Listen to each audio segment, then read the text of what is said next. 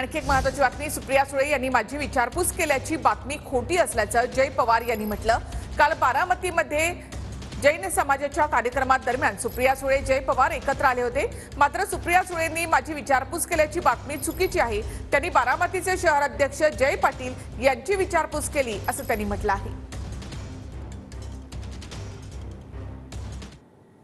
बारामतीत होतो, तिथं जैन समाजाचा एक कार्यक्रम होता, तिथं त्यांचं देव होतं, तिथं रथच्या समोर सुप्रियाताईंनी एकत्र आलो।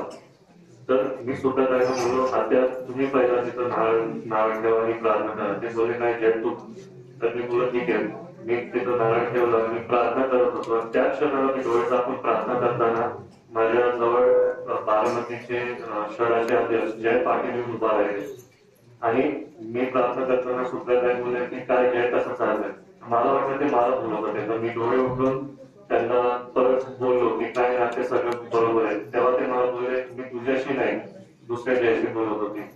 त्यांनी ते मीडियामध्ये दिलं, पत्रकारांना दिलं आणि पत्रकारांना सांगितलं खोटी बातमी करायला की सुप्रिया सुळेंनी जय पवारांची विचारपूस केली।